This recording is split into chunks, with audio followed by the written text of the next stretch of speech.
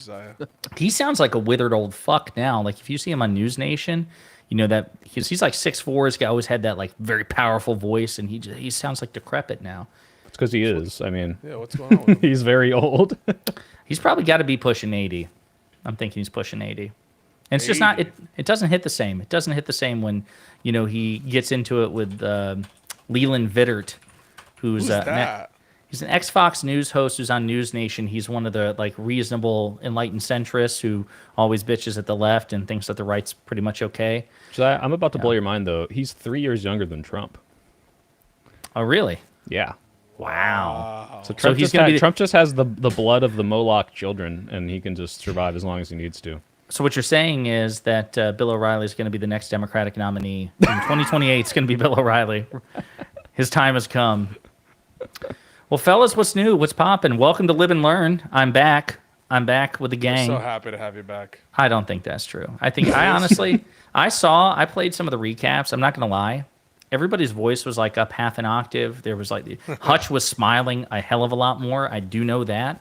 I don't know. I don't think you guys missed me at all. I really missed you. I think that you, in general, you bring this je ne sais quoi to Live and Learn. And, Sorry, I don't speak French. I was educated in Kentucky. You're like the authority figure, almost like the moderator of the debate that we're not having, and like without you, we're just like, oh God, like Dad's not home. Are we allowed to like use the oven? You know? Listen, I don't want to totally glaze you, buddy, but you killed it as the moderator. Like, what's funny was when the first show without me aired. And there was like a proper introduction. I'm like, that's a really good fucking idea. We should like say like, welcome to Live and Learn. Like I'm over here like taking notes and whatever, you know?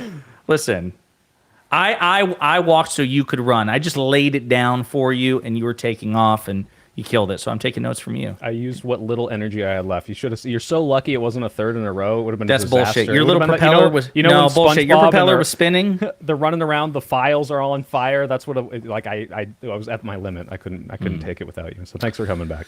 Well, yes, I am back. Welcome to Live and Learn. We've got Hutch, the lead liberal. We've got the soy pill, who I don't even know how he identifies, quite frankly. We've got me from Pondering Politics. We've got the preeminent liberal TikTok debater, the debate slayer. I have to emphasize debate slayer of IRI on Jubilee.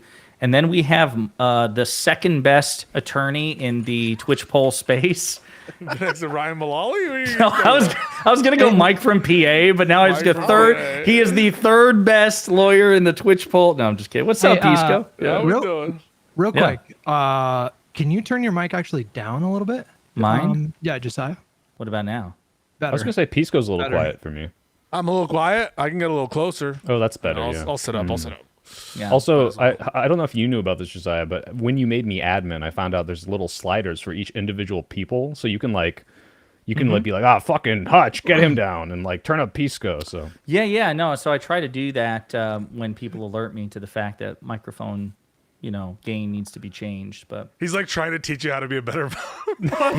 He's over here. Yeah. So intros. Here's the sliders. There's all like, these great features you've not been using. So he's like, Josiah, you can actually read super chats in real time. You just sound out the words phonetically. You've got some help here. If somebody get confused, it's like a whole thing.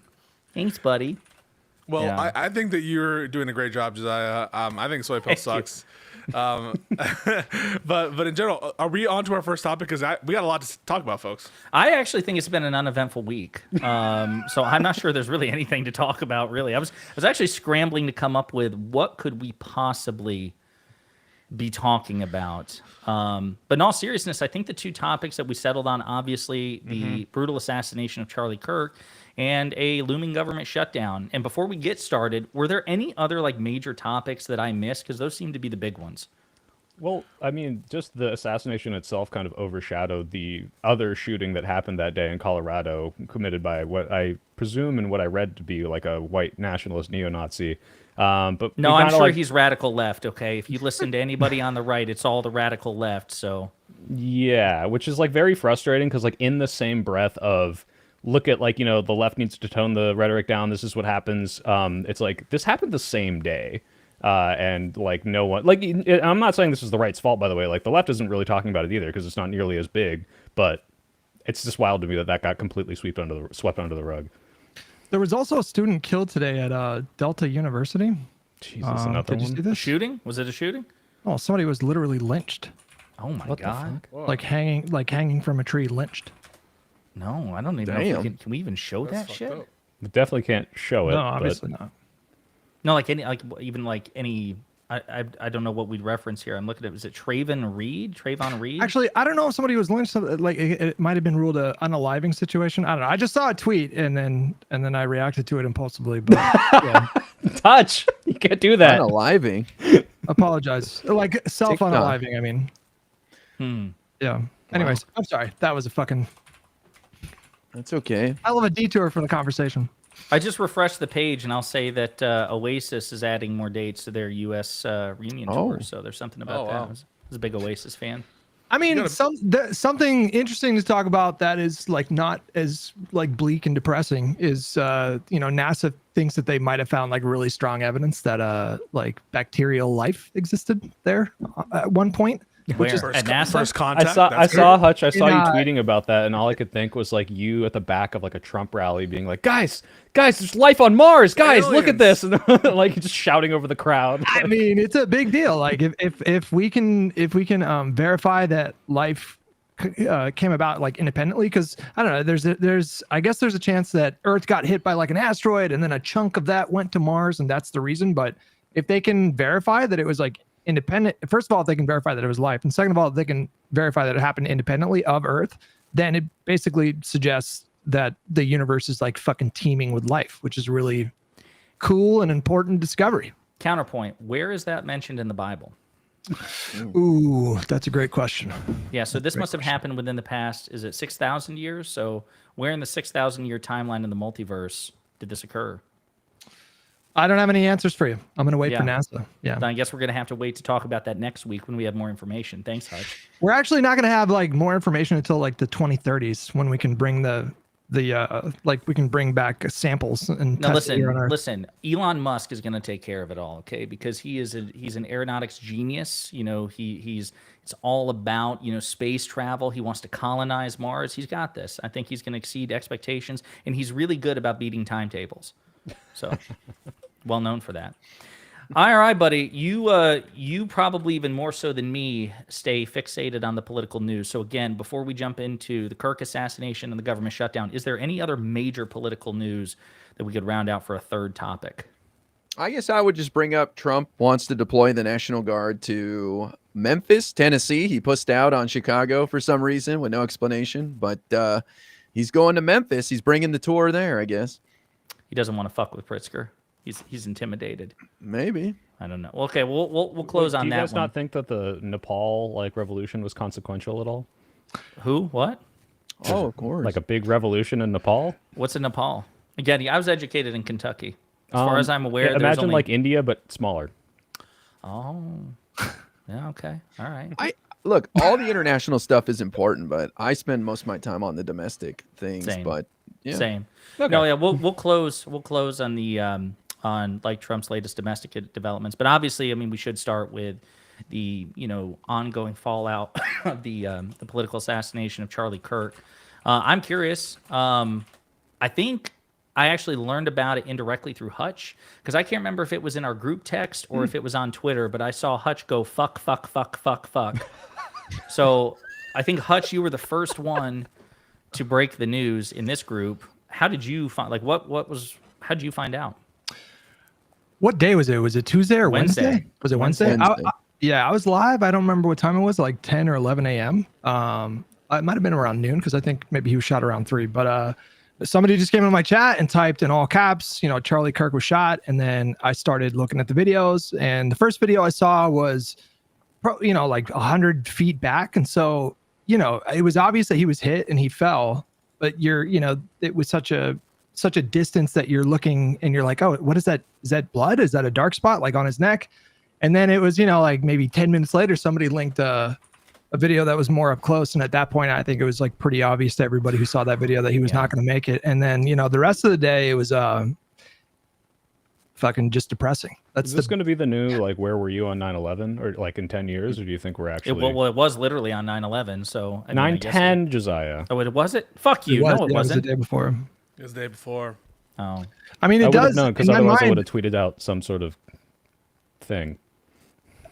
I think Relevant was having a conversation with somebody who suggested that this was like worse than 9/11. Obviously, I think that's a bit hyperbolic, but this does feel like a pretty significant moment, a pretty significant crossroads, and Yeah, Chank said it was one of the worst days in American history, and I was like, it's not even one of the worst things to happen this year, as bad as it is. Like, are you really like saying this is worse than like cutting U.S. aid? Is this really worse than kicking 17 million people off of Medicare? Like, it's bad. Don't get me wrong, but like, I thought that was wild that that's the take that Chank had. yeah, and I guess in Dude, terms that's- of like the inherent destructiveness of the act, I mean, it's obviously it's a murder and it's terrible, but if you're talking about like the long-term implications of USAID, but I mean, to Hutch's point, the political consequences and the political ramifications of this, I think, could be pretty massive depending on what the government does, and obviously we'll talk about that as we go on. But IRI, you were saying something? I mean, I just say that from Jank is just like internet brain. Like, dude, come on. I know you went on the victory tour back in December and Charlie's stage and all that, but like, this is going to be forgotten, I think, in like a week or two max. I'm sorry. The news cycle moves so quickly that I've already seen like newscasts not talk about it at the beginning already. I would normally have disagreed with you, IRI, but after the Trump thing, I can't disagree. Like, I've seen how fast this moves now, and it's like there's a very good chance that in a month people don't talk about this. Don't get me wrong. The right wing will absolutely be like, remember this, and like every time they're going to bring it up in a debate, but like the general public like talking about it, I think is going to not be nearly so intensive as people are making it out to be. But maybe that's just me being optimistic. Yeah, I got a friend who was really he was a fan of Charlie Kirk's, and he was really upset by what happened. And we had a lot of conversations after Kirk's murder, and he thinks it's so impactful that it's going to like change the outcome of not just the 2026 election but the 2028 election. And that's where I kind of like on that time horizon I take the more IRI approach, which is I don't think a year from now this is going to be a salient issue whatsoever. Now, I'm not prepared to say by next week it's not going to be a major element in the news, but I don't think like this is going to have a massive impact for 2026. On the other hand, what the Trump administration intends to do with it. Plus, I hear like there were a bunch like thousands of chapter applications for like TPUSA chapters were popping up all over the place. So he could have like a real posthumous effect, which is even greater than what he had in life. So, Bill, we can hear you typing when you do that. By the Oh, way. Jesus. Okay, I'm sorry, guys. I'm going to mute every time I do it. I think That's what happens now that my mic is good. He's writing his fan fiction, by the way, his erotic fan fiction. Is it Pisco, bad? go ahead, Well, buddy. let me just ask now. Is it bad decorum to reply to the chatters? I feel bad for them. They're like, No. saying You're this. good. Go Okay. ahead. That's all Go good. ahead. Yeah. Go ahead. And Pisco, go ahead, buddy. Oh, I was going to say, I think the attack was horrific, and I think it can have some significance. If for anything, it'll give another basis. Not that they need much additional basis, but for the Trump administration to do these kinds of investigations and authoritarian maneuvers that we all need to be on the lookout for. I mean, they're already talking about doing these kinds of group level investigations. They're already talking about jailing people who don't who advocate or who celebrated after the death. And certainly in terms of the cancellation, what I've called the industrial cancellation spree, they're going back on what they claimed was an important value for them. And so I think that you've started to see maneuvers from MAGA world, from the government world. Will they be significant? Will they be some additional amount of authoritarianism than was planned? I'm not sure, but I'm certainly like looking and keeping track because they seem to be indicating that they're willing to do some additional stuff. I have to say, I totally disagree with IRI in particular. I think this is a really significant moment. I think like right now, in real time, probably millions of like young men are being radicalized in a way that's going to crystallize, and it's going to be really difficult to sort of persuade these voters in the future. I think that there's a lot of like religious symbolism to this to MAGA for what happened. Like they're gonna compare him to like literally Christ, like dying for our sins. He is for sure becoming a martyr.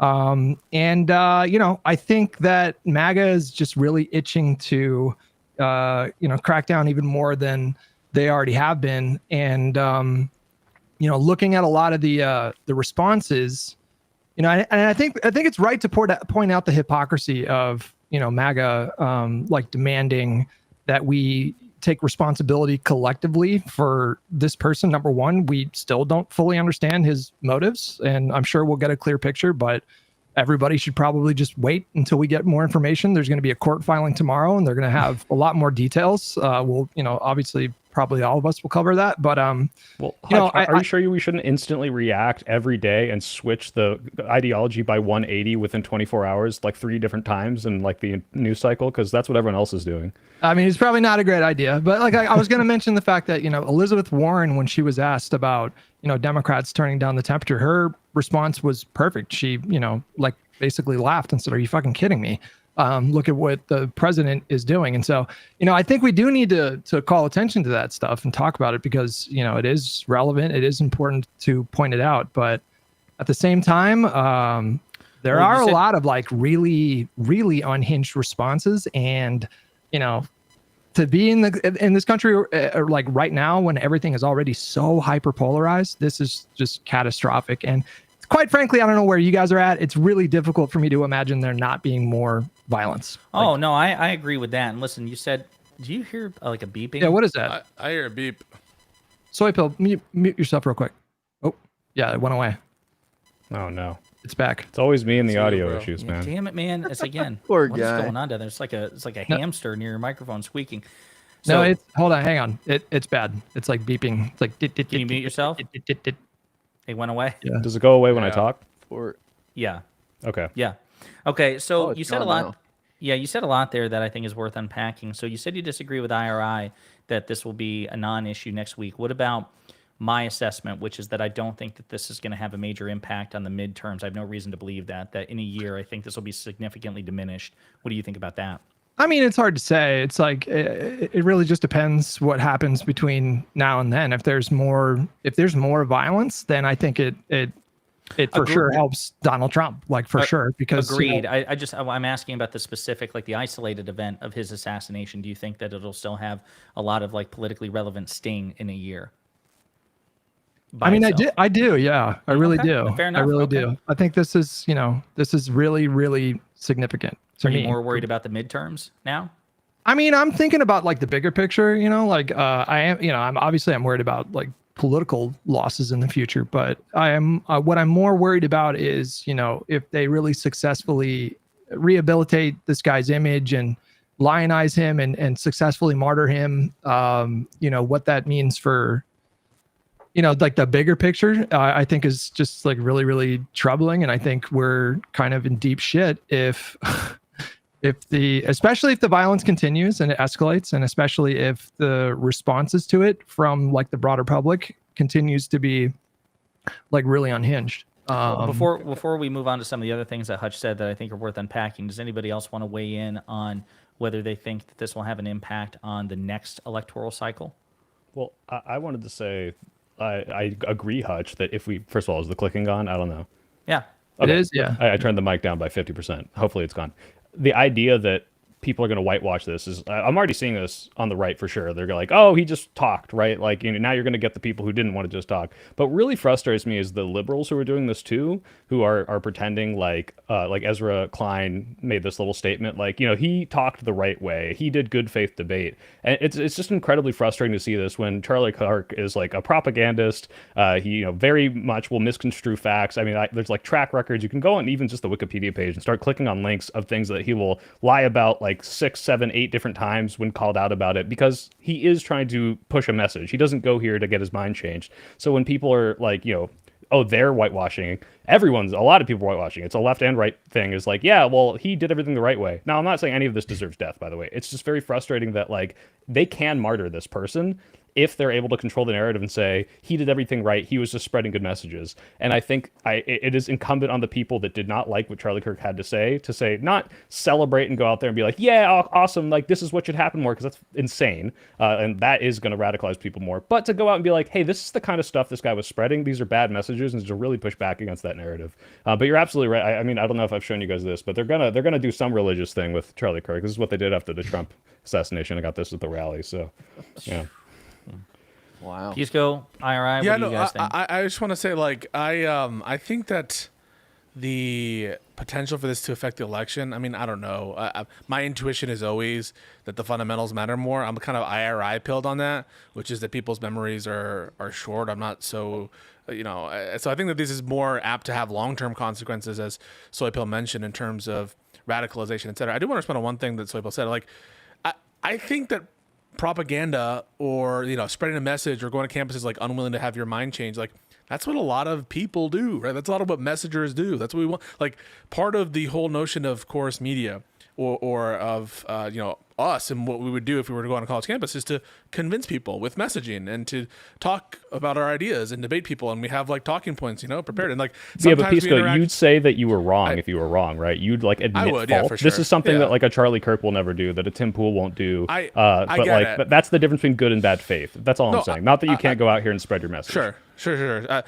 All I'm saying is, like, I agree with Ezra to the extent that it's like you didn't do blatantly illegal and violent shit all the time. But everything else, in terms of like the whole, he did it the right way. I obviously disagree with that. Yeah. And Low in bar terms for of- the right, though. I understand. Low bar, but he wasn't being violent. Yeah. I do want to say, like, it sucks that this happened. It was horrible as an event. But I want to also emphasize and agree with everyone here, because I think we're all on the same page, that we are not going to tolerate this kind of whitewashing. We're not going to tolerate these threats who are like, you have to agree with us, otherwise, you are going to reap the whirlwind, or you're going to face the consequences. You hear some of this, right? Like, you guys all decided to kill the more moderate guy. You guys decided to kill the negotiator. Now you're going to face the punishment when you decided as a collective to just like kill our guy. And this kind of rhetoric, I think, is despicable. Certainly, I'm not going to stand for the blatant attacks on free speech that we're seeing. And so, yeah, even though it's a horrible event, everyone needs to stay frosty, to use a phrase from like Jack Posobiec, for these kinds of attacks from the Trump administration, from MAGA people. Don't let them change the narrative. Well, I mean, Pisco, we- you about pointed you? out exactly that it's also clearly they don't really mean what they say. If they truly thought that the left was like this hyper violent group of people that was going to kill anyone who ever spoke out, if they were like, well, by the way, then here we're going to give you the more extreme person. Like, if you truly believed that, you would think that that person was also going to have something happen to them. The reason they're saying it is because they know they can use it as a tool to silence good faith people and say, oh no, you have to shut up, you can't counter us anymore, because otherwise we'll go and do something crazy and put I forgot who the leader of the neo-Nazi party is that they're using in all those images, but like it's used as a silencing tactic. They don't truly believe exactly what they're saying. IRI, what about you, buddy? What do you think about Yeah, all this? I want to build on what Pisco was saying. I was very happy to see people start pushing back on the narrative that like NBC News was portraying of this was just a guy who was talking to people in good faith. Bullshit. Go look at his page. It's all leftist melts down as they try to fight me. He was there to farm clips. He was there to take on children. It's like NBA player going to a high school game and dunking on people to get a poster. So I really don't care for that. But the idea that he died while talking politics, the bird's eye view is important to stand up for and say, we don't want that. It was a body blow to our democracy. And if you're not mad about Charlie Kirk, that's fine.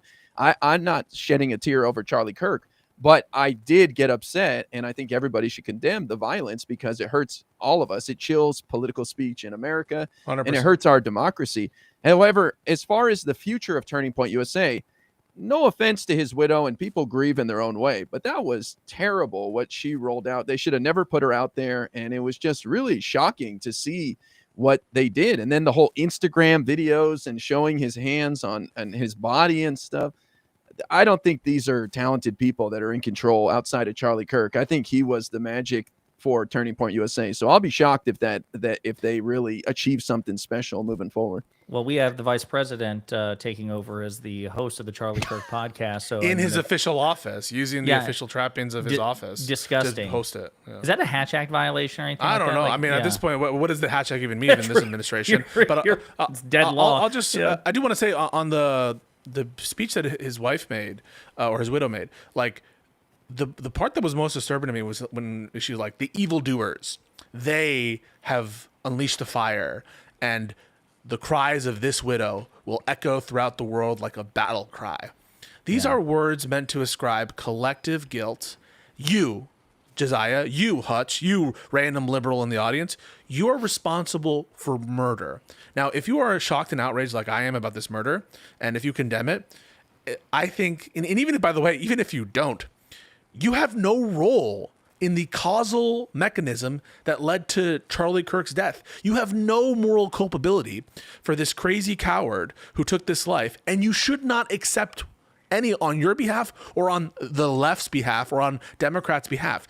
We are not going to, and we should not accept guilt for something we did not do. And it's a standard that would never be applied to them in any other context. Minnesota legislator shootings, January 6th, all other Those examples were all of violence Antifa input false here. flags, though. Yeah, That's yeah.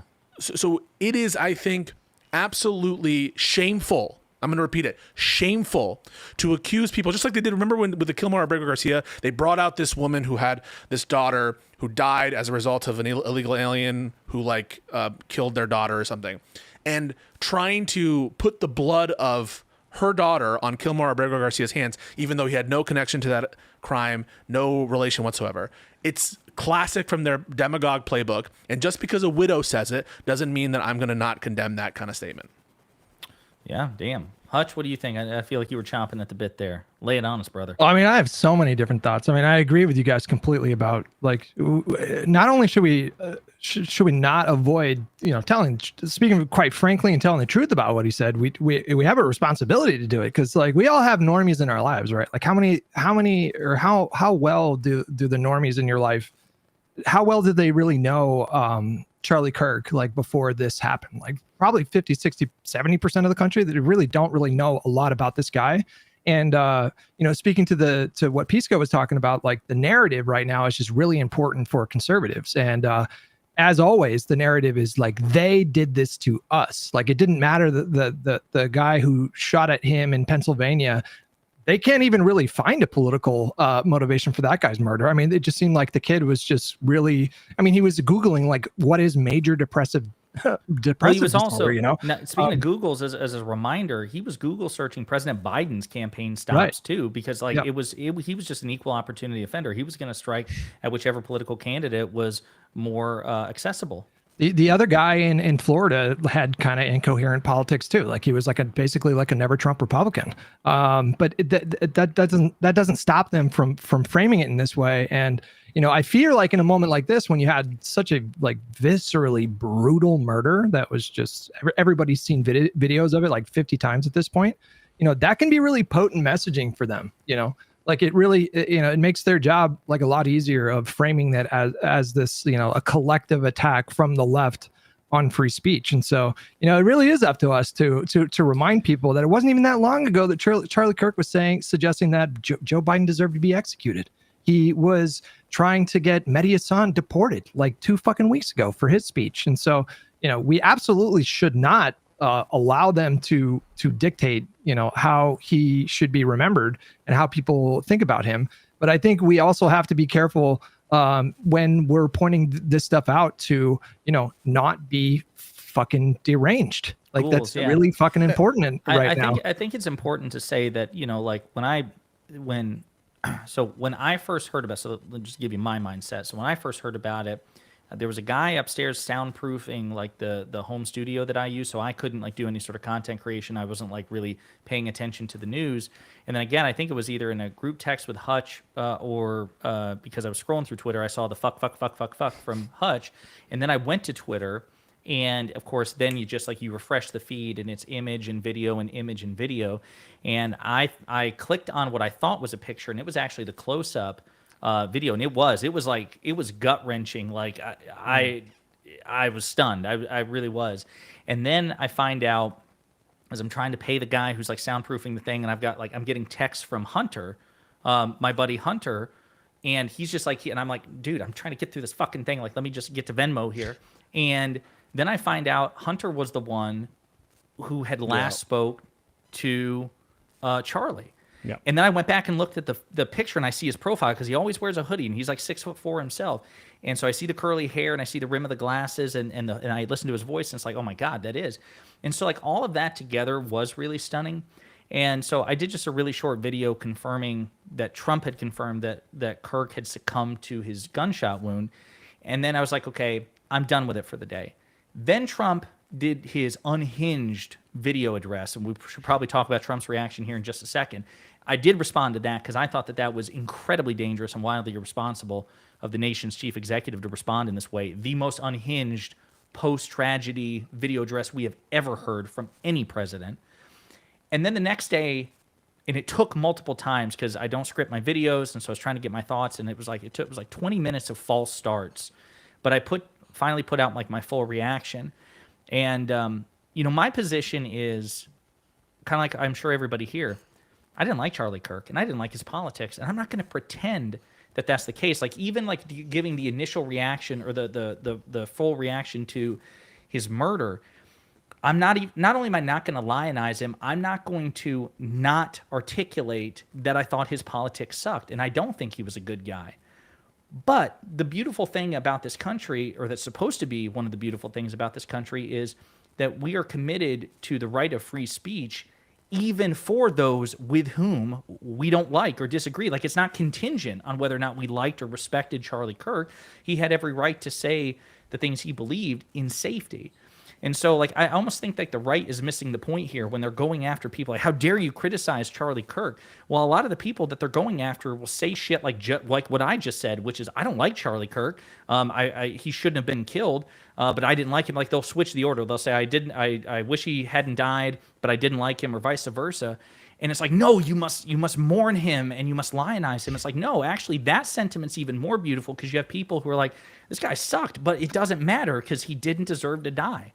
Well, I mean, Josiah, you're talking about the party who said you can't criticize a wartime president for 8 years. So until Trump, right? That's true. You can't criticize veterans until Trump did it, right? John McCain. So the last time this country went through a period where political violence was, more or less common, it led to basically like 25 years of Republican dominance in politics. So that's something to think about as well. Of all the things that of all the different issues that people have opinions on when it comes to the Trump administration, like the law and order stuff is for sure, I think right now, his like strongest issue, and he's underwater like on everything else. And if people play into that, and if God forbid, like the violence spreads even more, I mean, that is only going to make him and his movement stronger. You think what if the violence is perpetrated? What if there's like a tit for tat? Like what if violence is next perpetrated against Destiny or somebody? But if there's like 3 more, like 2 more assassinations, I mean, I think any kind of breakout of violence, like probably like helps him. I don't know. What do you guys think? I'm not inclined to think that like widespread assassinations and like protests or whatever, or riots help Trump. I don't know. I don't have a reason to think that. I really think that what we're seeing right now is dangerous in terms of what they might use to try to justify some government action, perhaps. I do want to take a point of personal privilege here, because I saw Rob Noor retweet Nick Fuentes, who said basically Hassan Piker, who I did not understand to celebrate the death of Charlie Kirk. I didn't see him celebrate the death of Charlie Kirk. I saw him maybe like talk some shit, but generally be horrified. That was the reaction I saw. But Rob Noor was retweeting Nick Fuentes saying Hassan should be deported and denaturalized because of what he said about Charlie Kirk. It just goes to show you that's crazy that this base does not care about rights, doesn't care about free speech, doesn't care about any of this shit. So you shouldn't expect when Trump starts coming, or like instituting the National Guard, for example, and overriding states' rights, overriding individual rights, that they're going to yell out. It's up to us to scream about it and make sure that people are aware that the government's intruding on their, prerogatives. All right, what were you gonna say, buddy? Yeah, I mean, I feel, Hutch, where you're coming from. I just think the news cycle moves so fast that it's going to be hard to keep this at top of mind unless there are some subsequent events that come from this. The fact that they got this guy and he doesn't fit the description that they really want. Yeah, he's got a roommate that's trans, but he's not trans. He's not, this or that. So I think it's just case closed. And I don't think it leads to a bunch of violence. I mean, again, I'm always an optimist. So I'm thinking the best case scenario, but it could go that route. I just think the economy is going to be what people vote on, and things are not going well with the economy, with the jobs reports that are coming out, and with the economic slowdown in general. I just think that's what people are going to vote on even this November. I don't even think it's going to impact this November's elections, let alone next year. Well, let me Well, throw. IRI, I mean, I want to comment on that because you're right.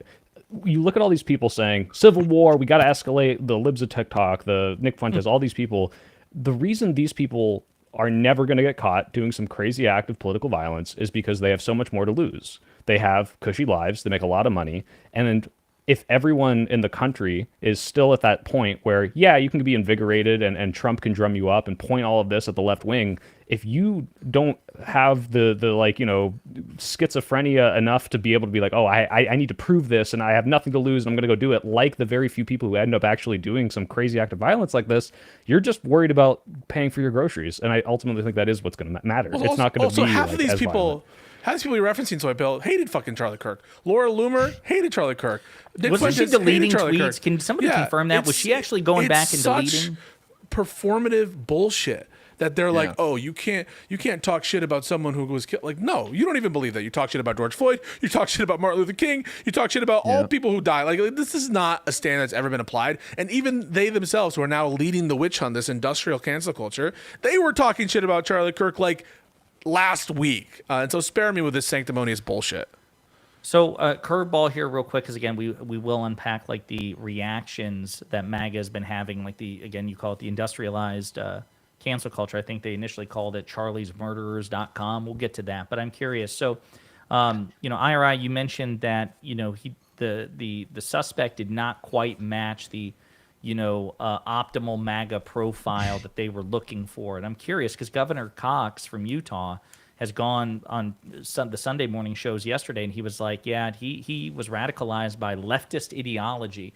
And when pressed for details, he was like, it's all going to come out when we file the charges, like you said, Tuesday morning. So I am curious about that. Like, do you all, obviously you're not psychic, but are you all confident that Cox's characterization will be borne out in the facts that this man, Tyler Robinson, was radicalized by the left? No. And I think back so? that up because he was already off about the writing on the bullet casings. He was like, hey, fascist catch. And he's like, well, it's obvious what that means. It's like, dude, it's from, this video game culture, whatever. I'm sure these other things have meaning too. Like, I don't think he ever saw nice bulge, oh, or whatever it was, So I don't think these guys understand the culture that this kid was in and the groups he was associating with. And they're just assuming this is how the left rolls. They're all trans. They're all into this, fascism. But then, there's clips of Trump using the word fascist, and there's clips of like the Groypers and all that. So I just don't think it's going to work out the way that he wants it to. So, but boy, highly irresponsible of Cox, Patel, and Trump to point the finger at the left. And I think it's a disservice to the Kirk family, because if it was my family member that was lost, I wouldn't want some bullshit accusations. I want to know the truth. Also, Yeah. Patel looks Wait, like a well, hold fucking on. clown. I was going to say, Yeah. if in honoring Kirk's wishes, I think the family would want them to misrepresent it for the purposes of propaganda to the greatest possible extent. I think, yeah. But I need to push back on that a little bit. I mean, like, I know we don't know, but there's a good chance this guy was like, hey, this person has super violent rhetoric against people I care about. I'm going to be violent back. Like, I'm not going to say it's the truth, but like, I wouldn't be surprised if it came out and that was the case. It just doesn't ultimately matter. If you go back to the day it happened, before the Crowder leaked all this stupid stuff about it, it's definitely pro-trans, it's definitely this, everyone already came to that conclusion. The question they were asking in the middle of the shooting was, how many trans people commit mass shootings, which is this overinflated statistic of like this right-wing scaremongering thing to try to take guns away from trans people that was happening before this happened. So it doesn't matter. They have a presupposed narrative to hate trans people, and they're going to find whatever they And can they'll do mash to the fit facts it in. in. Yeah, they'll mush it in exactly. there, whatever, and that's what they did with this. It's like, okay, the shooter's trans. Okay, well, the shooter's not trans. It's probably, some trans simping. They had a trans girlfriend. Okay, maybe it was their roommate. Okay, maybe they talked to a trans person. They're going to find a way to do it. It doesn't matter. And that's why the Trump reaction is so scary, is because he didn't know all the facts, and he's going to come out and say, this is the left-wing rhetoric doing this, and this is why we need it. Like, they're just primed to do it no matter what. This is just their excuse. Like, they were going to do it because Big Balls got beat up. All right? Right. Like, they didn't need this. Well, three big things on this topic, I guess, that I really want us to touch on before we move on to the other topics. Is I do want to talk about Trump's reaction from the video address to honestly some like other weird shit. Like he was asked about Charlie Kirk, and he's like, "Yeah, whatever." The White House renovations, like everything, all of his reactions or non-reactions. I do want to talk about that. I want to talk about the MAGA industrialized cancel culture. But first, I think we need to talk about the Democrats' response here, because Hutch actually kind of broached this topic earlier. And I got to say, I think the Democratic Party's collective response has been about as good as you could possibly expect for a mass movement and political organization comprised of tens of millions of people. And even if you just confine it to the leadership, like elected officials and major Democratic influencers and stuff like that, I think it's like A+.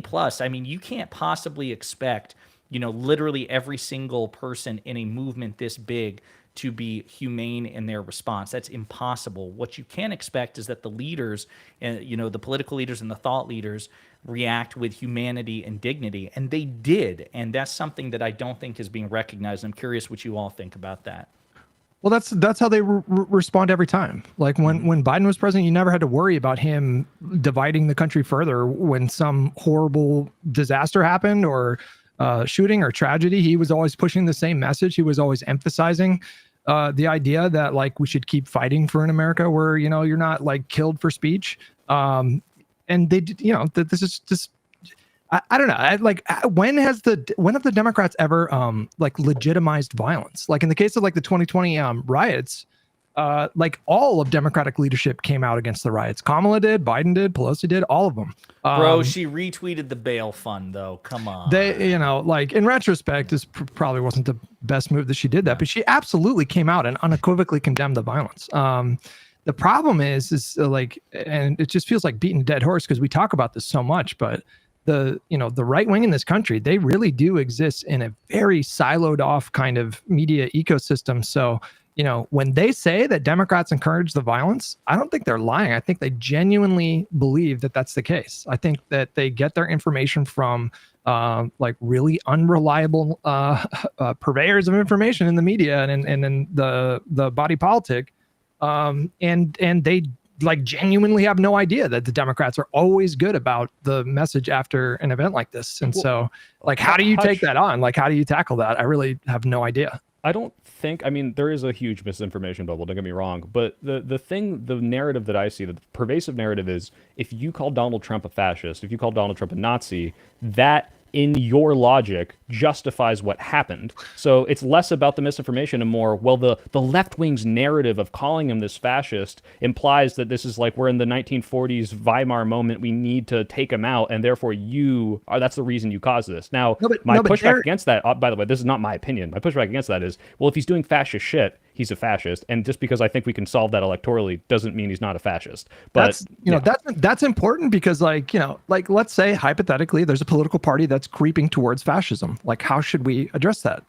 How can we talk about that in a way that we're not going to be accused of like and trying to provoke people to do violence? But the other pushback, can't talk about it. The other obvious pushback against that is that it is super common for right-wing politicians and pundits to call Democrats and the Democratic Party fascist. And they go further than that. We're not just fascists, communists, Marxists, pedophiles, groomers. Yes. If we wanted to do a forensic audit of all the unhinged shit said by prominent Democrats versus those said by prominent Republicans up to and including the sitting president of the United States, we'll win that competition because for every one you can find of us talking that sort of shit about them, it's like a 4-to-1 ratio in the opposite way. And this is something that drives me nuts. Like when people like Konstantin Kisin and Piers Morgan, say what they say about this shit. And it's like, we could roll the clips. I'm sure IRI has them, memorized in his encyclopedic memory of all the times that Trump is like, communist Kamala, like, and all this other shit. He said the phrase threat to democracy. It wasn't just like... He called her a fascist.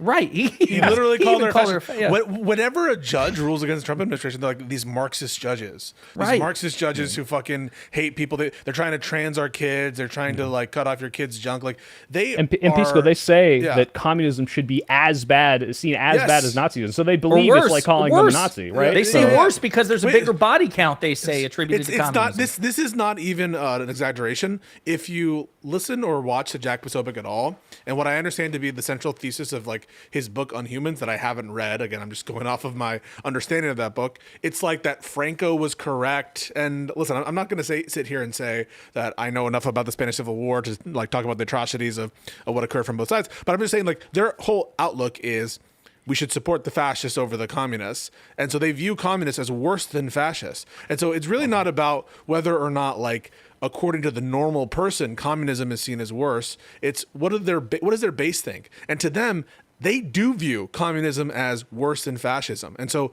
under that line, it's like, it's not even close. It is not even close. And we're acting and we have to live in this fantasy world that have to be held to account for calling out fascist policies and fascist people. No, fuck no, never. Yeah, that's why I've been sticking to the point. Like, look, telling people in my community, you don't have to feel bad for Kirk, and you can push back on people, but feel bad for our democracy because it was a body blow to our democracy. That's the only thing you have to feel bad for.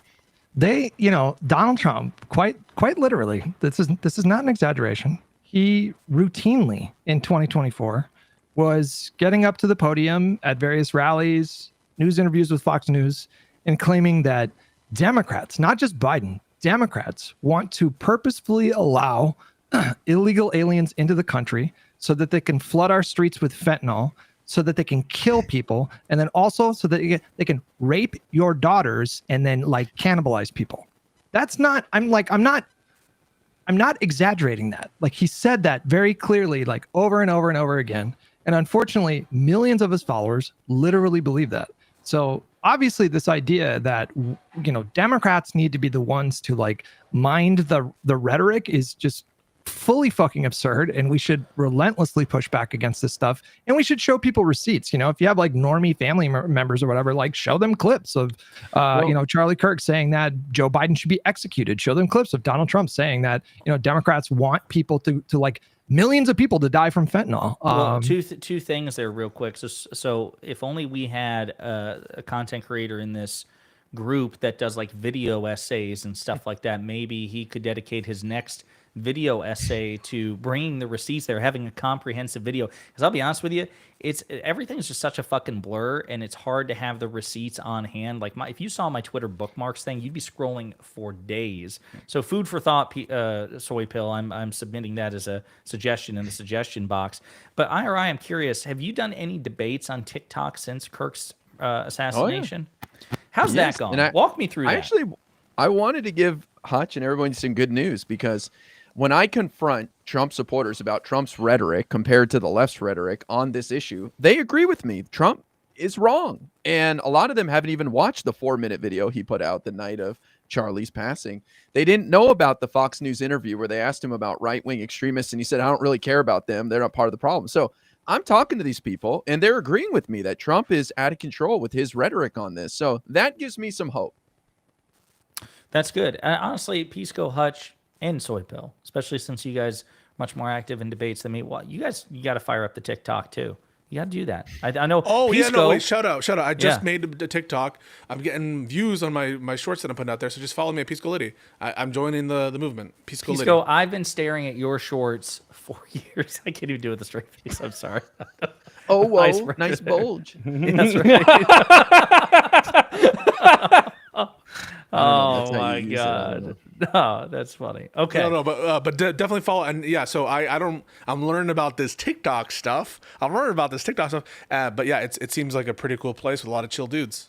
There's been a lot of debate about right-wing messaging versus left-wing messaging and who's more to blame and all that stuff. But there's also been another conversation going on that I'm not sure, listen, I'm not sure how much we want to get into this, but it kind of relates to Soy Pill, the panel that you were on Friday. There's this whole other debate going on right now about whether or not Democrats should disavow the violence. And, unfortunately, a lot of people are talking about this right now. And It to me, it's like super blackpilling. Soy pill. I'm like very curious to hear like how you felt about that panel and like what are your thoughts on that? Yeah, as someone who likes to do unhinged things on the internet, like you can find no shortage of jokes about the incident day of and day after on my page. Watching Destiny or other people say we don't need to disavow because we're going to use it as a tool of leverage over the right is insane to me. Because one, there's like exactly what you said. There's a bunch of people who don't know who the fuck Charlie Kirk is. So like my lived up TDS parents do not know who Charlie Kirk is. And if out of nowhere they saw Elizabeth Warren, Joe Biden, or whoever the next primary candidates say, oh, we're not going to disavow left-wing terrorists until the right-wing do it, they would be scared to vote left-wing too. They would feel blackpilled. They'd say, I don't have a place in between these two parties. They're both like violent. And like, unless it was so existential, then maybe they'd hold their nose. But that's way more alienating. And it doesn't cost us a lot to just be like, look, I'm not going to mourn Charlie Kirk. I don't like his rhetoric, but it's not good we have political violence versus I refuse to condemn a left-wing terrorist until Donald Trump does it. Like, I don't see where that gets us because obviously they're not going to turn down the rhetoric. They're escalating it, if anything. And while I say we should escalate with tactics like government shutdown stuff and redistricting and all that, going as far as they do to say like, what Donald Trump does on the debate stage, oh, Proud Boys, stand back, stand by. Like, holy shit, if Joe Biden did something like that, I'd be scared to vote for him if he's starting to do that for whatever left wing. I mean, if there's a left wing equivalent to the Proud Boys. But yeah, I don't see where that gets us. I don't see what leverage that gives us. But what do you guys think? I think that basically the prescription of wait to condemn just is fucking stupid. Like, are we saying that Biden and all the Democratic politicians did a wrong thing by coming out in force? No, I mean, I would agree with that, but I do agree with the notion of be on offense. To the extent that the prescription is be on offense, I totally agree with this. It makes no sense for left-wing or liberal people to be having to be in a posture of like, we did something horrible, we did something wrong. Like, no, you have nothing to apologize for defending the republic. You have nothing to apologize for calling out fucking fascists. Nothing whatsoever to apologize for. So yeah, I condemn it because it's bad, evil to do. And I'm not going to be fucking, waiting for Trump to turn down the rhetoric before I condemn it because there's a benefit, I feel, to me condemning it and then going on offense. So to the extent that the prescription is like, wait to condemn, I don't see why. But if the prescription is go on offense, fuck yeah. Yeah, don't take culpability. I agree with that completely. I think that people are poisoned by people who are taking culpability, which they absolutely shouldn't be, and saying like, I don't want to do that, therefore, and that kind of escalates them to say something even more unhinged. I'm like, no, you don't have to take culpability. You don't even have to be sorry or feel bad, but don't turn this into like, oh, now I'm not going to condemn a terrorist. Like, it's so easy to do that. Well, I think because I didn't see that entire panel. I didn't watch the whole thing. I skipped right to the part because I was curious how this was going to go. The Piers Morgan panel with Destiny, and that was by far the most unhinged Destiny appearance on Piers Morgan that I have ever seen, and I've covered pretty much all of them. That was like a whole new level, and I disagree with that too, because I think to me it's you don't have to prostrate yourself and do the mea culpa and everything, because again, as everybody's been explaining here, there is no collective culpability no matter how much the right wants it. You can just say, hey, listen, I didn't like Charlie Kirk, I didn't like his opinions, but of course, again, all the things that we've said, in a constitutional democratic republic, we are supposed to have freedom of speech even for people whose opinions we loathe. So yeah, I condemn the violence, and then ask the question, and then just stay on it relentlessly. And then if they want to make it about the less culpability, you can say, hey, asshole, I've already condemned the violence. What about Donald Trump? He's the most powerful man in the world. He has an infinitely higher level of moral and ethical responsibility. So how about you condemn him? Hey, Piers, why is it that you are putting the burden on Twitter randos or even influencers who are popular as Destiny are still a fraction of the importance and influence of somebody like Donald Trump? I've already condemned the violence, and I'm willing to do it across the board. Donald Trump isn't. So, and just constantly, push back and not give an inch on that. I feel like you can. That is both. What he did, to be fair, on that panel. And the crazier thing than that is one, not the panel you're talking about. On the Piers he was like, Piers, why won't a single person on this panel tell Donald Trump that he needs to turn the rhetoric down? He did do that. And listen, that's what I'm saying. That part I totally understand. All of that's reasonable. Yeah. But what it kept going back to, and I understand that a lot of this is bad faith, but what it kept Piers wouldn't engage with it until it was basically like they were at a stalemate. Destiny's saying, I'm not going to condemn the violence until you, Piers, call out Donald Trump. And Piers is like, I'm not even going to talk about Donald Trump until you condemn the violence. And so it's like the But unstoppable force. that's meets the inherent evil. issue. Yeah. And like now I have to defend this because it's like, why the fuck is the equivalence now this influencer with all this thing and the president of the United States? And also the other panelists being Andrew Wilson, who wants to have a course. Christian fascist state that can only be achieved through violence. Jack Prozobiak, who does nothing but lie and is a propagandist and also I'm pretty 100%. sure a neo-Nazi. And fucking Anna Kasparian, who's Oh my now God. like you know, Yeah. saying that Jews did 9/11. And it's like, yes, it was unhinged, and it's a bad move on his part that he looked like the bad guy in front of those other 4 people.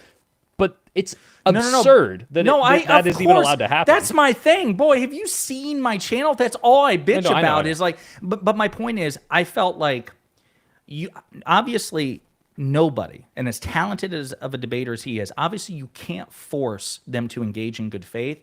But I felt like he could have at least like maxed out his moves by saying, yes, I condemn political violence in all its forms, even against Charlie Kirk, and then spend every other time he gets a chance to speak going on the offensive. He didn't do that at first. He just basically for like 30 minutes, they were just, what about Trump? What about you condemning the violence? What about Trump? What about you condemning the violence? Why not just condemn the violence and then just what about Trump? What about Trump? What about Trump? What about Trump? What about Trump? Because I agree with you. It is, I think if you, it doesn't matter if it's Piers Morgan or whoever, if you are a person who expects more and demands more out of Destiny or anybody than Donald Trump, you are a fucking moron. You are objectively an idiot of the highest caliber. It's the general framework of the proposition, like the no unilateral disarmament thing. The whole premise, I think, is just completely flawed. You know, I had somebody in my mentions today saying, you know, if you say that you condemn all political violence, you're giving MAGA what they want. And first of all, like, it's literally the opposite. Like what MAGA wants right now is for people to be as unhinged as possible so that they can like put a collage together and then run a segment on Fox News and then try to paint a narrative that the left is unhinged and violent and wants all of them dead. But second of all, you know, and they treat the condemnation of violence, the affirmation that, you know, in a liberal democracy we shouldn't kill people for speech, we shouldn't do political violence. They're treating that like an apology. Like that, they're treating that like we're taking ownership of the shooter, but that's not what we're doing. Like there's literally like zero upside to this strategy. It helps Donald Trump politically, and you increase the chance of more political violence, which I think helps Trump politically. So there is no upside to this. To me, it just seems like a lot of people are in their fifis right now, which I understand. Like the response from MAGA makes me angry, it makes me pissed off, but the accelerating agent for political violence is rage, is anger. And if we're contributing to that in a way that's like particularly like malicious or callous, then I think that we are like we're not helping anything. There's no upside. We're just hurting like ourselves. We're hurting like literally the entire country. I do want to say too, in all fairness, he said something similar later on in the panel. He said, you know, listen, I don't think anybody should be, you know, injured or killed for expressing like their worldview. So, you know, he said he wasn't happy about it like later on. I just think that, I guess, again, to just close That the loop looks on weak, it, though. yeah. I just want to say, like, I understand and this is a similar position with respect to the shooting like of Corey Compatore or whatever. Mm-hmm. You can grant everything about the offense and the double standard. It's just a separate point from the condemnation point. And if you're willing to say that, like, yeah, this was bad that it's happened, it's just another way of saying it's bad is saying I condemn it. Like they're equivalent statements, and you don't want to put it in the terms I condemn it because of some kind of oppositional whatever. But like to the extent that his critique is go on offense, I totally agree with that. But just if you're willing to say it was bad, then you should be willing to say I condemn it because it's the same thing. It's like the same shit. It's what Elizabeth Warren said, like what Hutch brought up. It's like, yeah, you can say, yeah, that was awful. Hey, what the fuck are you doing though? Like, and that's the thing. 100%. You just take that step and you jump over that stupid little rhetorical trap of, oh, he doesn't condemn it. He doesn't condemn it. It's like, yeah, I condemn it. But guess what? You know who's doing it way worse? This. And that's why it's a bad thing. I think that's so much better. No, I totally agree. If he's going to speak for basically 60 minutes on it, he could spend 59 minutes and 30 seconds on the what about Trump if he just knocks out in the first 30 seconds, you know, that this was fucked up and he condemns it. And he could do, you know, his classic line is like, when you're done talking, I'm just going to go right back to my question. He can just do that ad infinitum. And so that's what I think would be more effective. But, you know, again, here is where I fully appreciate this frustration here, which is it's just never enough. It really is never enough. Like, can we all No, agree? it's never enough. Yeah. Like, I want to be clear. It is never fucking enough. And if you go to Twitter, I put one of these posts up. It's actually insane. So this person was talking shit about these stand Dems. I don't even know what stand Dems is. Maybe that's a county in California or something. Maybe Touch or I'm really important. You know about those? But like, there was a statement from stand Dems that was like, I'm reading it right now, that we denounce political violence. We are against political violence. All forms of political violence are unacceptable, but we decline to participate in this vigil for Charlie Kirk because of his associations with fascist ideology. That is about, I think, as clear of a condemnation as political violence as you can get, and then saying, sorry, we're not going to be part of this vigil.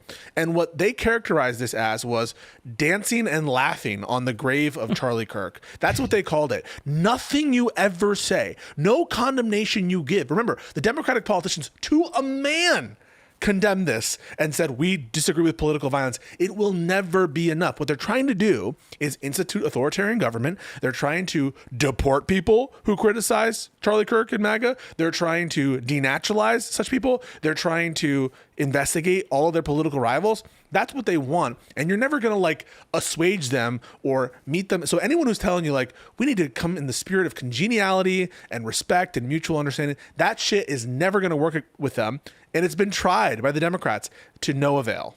It's not just like signaling to MAGA. Like, who gives a fuck if they're gonna spin? I mean, like it's bad that they spin. Agreed. These, I agree with that. Yeah. No. Sorry, I wasn't like attacking you. I agree with literally everything you just said. I'm just saying, like when Elizabeth Warren gets out there, she gave that really good answer, right? Like she said, "Oh, please tell Donald Trump to turn the temperature down." That was great, but she also released a statement right away condemning the violence, and that is equally as important. And we're not doing that to try to convince MAGA that the left is like not the exclusive problem when it comes, not even close. It's literally the opposite. Most of the people that have died from political extremism in the 21st century post September 11th have been victims of right-wing extremism.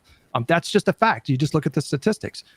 When politicians condemn violence like that, they're also trying to turn the temperature down on their own side, and we're also signaling to people that are apolitical or somewhat disengaged or centrist moderates. We're also signaling to them that we are not fucking deranged and we don't co-sign violence, and that is really important. If we go back to like 2020, what do you think? Do you think that the Dems would have won a trifecta if the media went to all Democratic lawmakers and they had decided to adhere to this principle of no unilateral disarmament? What do you think would have happened if Joe Biden said, I'm not going to condemn the rioting until Donald Trump condemns the Proud Boys? I promise you, he would have lost that election and the Republicans would have won a trifecta. So, because the right wing does view that as what happened, Hutch, but the independents don't. And that's why your point about disarmament is so important. It's like, like we're not, if we disarm our rhetoric, the MAGA's not going to fucking, like, Trump's not going to tone it down. It's never happening. But there's a bunch of people who are not the MAGA and not the Dems who are like looking at this, who are not tuned in. And when they see that sort of person, they listen to Trump. If they listen to Biden, because these people are the head figures, that's going to sway them. That's what's actually going to matter. It's like, it's not one side here, one side here. It's two little miniature peaks bimodally, and then a huge bunch of middle of the ground voters that like matter and listen to this shit. And like the Dems cannot fail to distance themselves from the extremism of a MAGA. Like it's just a losing battle. Ira, what do you think about that? Yeah, especially, and if you could also talk about like the debates and conversations because you're probably engaging more with especially MAGA than the rest of us on a day-to-day basis. Well, I haven't seen the panel you guys are talking about. I do have it queued up. I want to watch it. But, say what you will about Destiny. Well, the one thing he's good at is putting a mirror up to the right and making them deal with reality. And so I don't know what he said, but what I've been saying to people is Donald Trump talking about this is 1,000 times more important than me or anyone else, any shithead on TikTok or anything. None of us matter. And all our leaders on the left instantly fell in line with condemning it. So it doesn't matter what I say, doesn't matter what you say. This doesn't mean anything. What Donald Trump is on a whole nother planet when it comes to him leading the nation. He's our president. He auditioned for, he applied for this job, pull it together and blame both sides and bring down the temperature. So whatever they want from Destiny or whatever pales in comparison. It doesn't even matter compared to Donald Trump. So to say that Destiny isn't condemning it, which I don't know what he said, who cares? It's all about Donald Trump. It doesn't matter. What to me. Anna would say, and Anna said on that panel, IRI, is that you have the Donald syndrome. How dare you focus so much on the leader of the free nation who has influence over half the country? She said she did Fuck accuse him of off. TDS. I'm just like, And it's so funny coming from her. It's the because president. the fucking pick me energy from this shit. Yeah, God. Anna is so motivated by spite with respect to her political opinions. It's who she met in her apartment and the He calls the good her out. friend No, wait a of the minute. He calls her yeah. out on that in that panel, Pisco. He literally says, he's like, your entire political identity is based who happened to piss you off on social media the last 5 minutes. Yeah. Oh, totally. Yeah. Like, oh, I had a neighbor, and it turns out he's a good guy and a MAGA supporter. Like, by the way, those people do exist. I'm just telling you, they exist. Or, I had this encounter with this homeless person, whatever. So to say that, all my beliefs are contingent on either social relationships or reciprocation or that kind of thing, it's very rich coming from Anna Kasparian. Yeah, she did offer diplomatically. She said, of course, I want Donald Trump to be better about this. But it's just, to me, it's like playing into it. I mean, I agree. We're discussing it just purely on the merits. But again, I want to be unambiguously clear about this. And I think Hutch would also agree. We're all unified in this. Donald Trump is infinitely more important and therefore more responsible and more dangerous than any of us. No, and no one The fact that you have to be. even clarify that is insane, too, Yeah. by the way. Like, duh. Like, I spent like the even starting on the day that Charlie was shot. I started focusing on the crazy hypocrisy, the crazy double standards. Like I was way too online this last week, to be honest with you guys. It's like fucking 9 hours of screen time every day. It's really unhealthy. And Weren't you supposed to be off? probably why I'm feeling fucking pretty depressed right now. But yeah. Anyways, that's where my head was at. Like, so like I do think that we should be focusing like not entirely, but like we should put most of our focus on what the destructive and the harmful reactions from the Republican Party right now, who are trying to frame this almost like a fucking religious spiritual war. The reason why it unfortunately matters, and we do have to touch on it, is because what Destiny is saying right now is turning a lot of heads. We live in an era where you never know if like Elon Musk is going to quote retweet some fucking fully deranged clip from him. I mean, Musk was targeting Hassan. Like, I don't love Hassan. I'm not the biggest fan of him, but there was a video going around that was like wildly out of context. Like there was a video where Hassan was like talking about like brutally like destroying someone in a debate. He was talking about like in a debate. And they cut that part out and they made it look like he was so literally weird, saying, Hutch. It sounds like, some of these lefties, as bad as they are sometimes, are more proximate allies than the fucking Trump administration. Shut up! Hang on. No! You're doing so Stop well. it. Stop Stop it. Stop it right now. I'm just gonna say the focus should be on MAGA and the right. Look at what they're trying to do to your country. Fuck the lefties, fuck the tankies, whatever. Fuck the people who don't condemn all that shit, whatever. But all I'm saying is the focus should be squarely on Trump. That's what I've been saying this entire time. That's what Josiah's been saying this entire time. I'm glad that we all agree on this panel. And I'm, it is blackpilling sometimes to see some reactions from your own side. But what's more blackpilling is the state of the country vis-a-vis MAGA. And that's what my focus is on always. Well, the president of the United States has an obligation to bring the temperature down. They're in a unique position where they can bring us together, and Donald Trump has failed miserably. And I think the conversation should be about that, not what the left hasn't done. It doesn't matter. Yeah, I will also say Pisco's friends, Sitch and Adam, will also be very upset to what. I'm talking to them tomorrow. Any tips, guys? I don't know what their they politics haven't blocked you yet? Not yet. Totally ignore Adam. Say single focus on Sitch. If you talk to Adam, he'll start crying. You know what Adam said? I saw a little bit of his thing with Wick, Soy Pill, and he's like, this whole thing about the condemnations got me really rethinking the First Amendment. It's like, I was all free speech, and now like, yes. it took. They're all like, yeah. In the same breath, I tried to get on that to yell at them, but that's why I'm doing it tomorrow. In the same breath, they said, wait a minute, stop. I'm sorry. Wait. So you tried to have that conversation with Wick and they wouldn't let you on? No, they just had like 8 million super chats, and they're like, come on Tuesday. So I'm going on tomorrow morning. But okay. I didn't know if it was always where it had to be a 2v1 situation. No. Okay. Wait, what time are you going on? 11 a.m. PST. What? Okay. Yeah. Maybe I'll ask if I can rope you in too, but I don't know. Maybe you're blocked. But in the same breath, they said it is insane. This is the left's fault. They called Trump a fascist. They're pearl clutching. They said, and I think the government needs to go in and say, we're taking away funding from these universities until you get rid of leftist professors. And I'm like, Lol. that's Wow. fascism. Literal, like, that's literal fucking cancel fascism. culture, literal So, government intrusion. Yeah, fucking There are people losing their jobs for literally just posting quotes of Charlie Kirk. It's happening like Yup, 100%. And that leads us. it's happening all over the Yeah. country. Right? They're not endorsing the violence. In fact, like when you go to that website, the Charlie's Murderers. Kirk Murders, the very first example they give is a woman who like explicitly in the thing that they picture says that she doesn't endorse political violence. Like They is don't like care. bananas. What is They going do on? right not now. give a fuck. And they're calling it all incitement. They're calling it all terroristic threats. They're redefining the English language. Incitement has a very particular meaning. A threat, a true threat has a very particular meaning. And now, apparently, just calling someone a fascist or a bad dude or quoting them is incitement, is a terroristic threat. Give me a fucking break. These people are your political enemies. I do not support violence, any kind of vigilantism. I do not support that kind of shit. That shit has no place. We'll ban you if you say it in the fucking chat. But what I do support is knowing the enemy when you see them and knowing their works. And I condemn any jokes that aren't funny. True. Yeah. So let's but- talk. Go ahead. Well, I just want to say, Charlie Kirk would say, I'd stand for you to say, go fuck me. You know, like, I don't think Charlie Kirk could have a problem with people criticizing him. So. No, Right, so- and his whole thing, supposedly, right, is words aren't Challenge me. violence. His whole thing is like we need to have conversations. That's the supposedly the principle that everyone's upholding to inside it. He is, he did it the right way.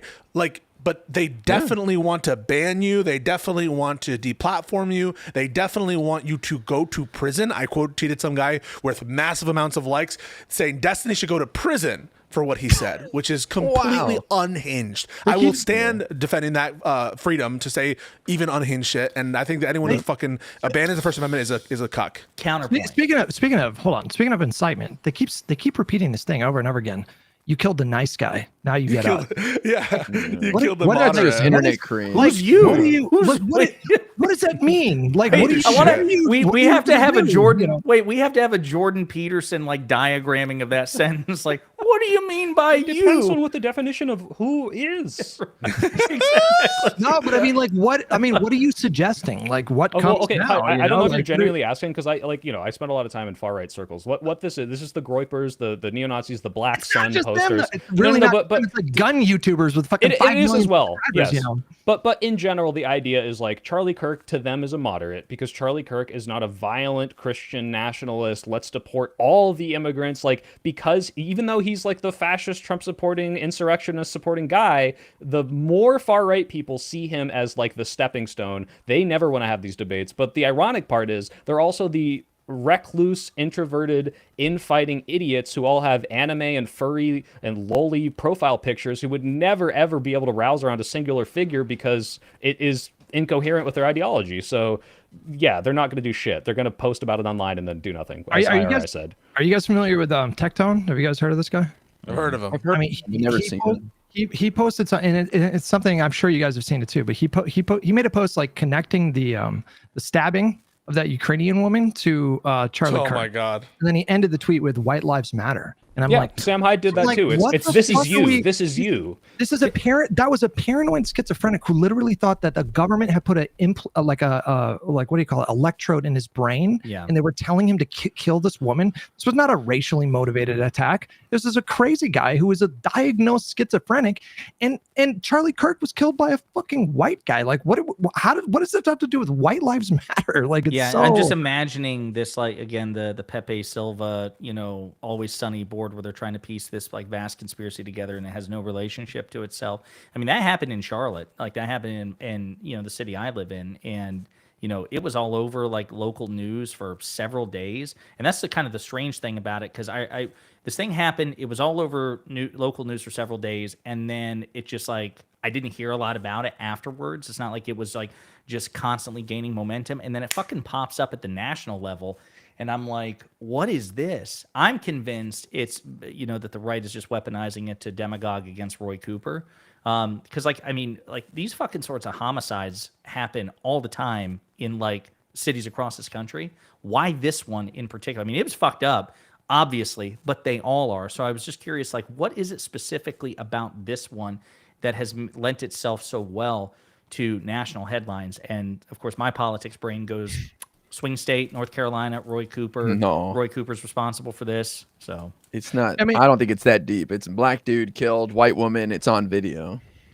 Soypil was like mentioning the Groypers, and there's that speaks to like a larger problem right now, and we kind of touched on it a little bit, but I don't think the current media climate, I certainly don't think our political leaders are equipped to understand or explain the phenomenon that's going on with a lot of young men these days. Like there's a intense isolation. There's like an intense kind of like irony, as if the killing itself is a meme that they do to sort of like signal to their like friends online that like that's where they find that sense of belonging, and that's in part what is causing a lot of this like extreme violence that we've seen. We've seen like multiple shooters that were like memeing as they were doing it. The Christchurch shooter like referenced like sub to PewDiePie when he was murdering Muslims, and this kid was like memeing with the shell casings, obviously.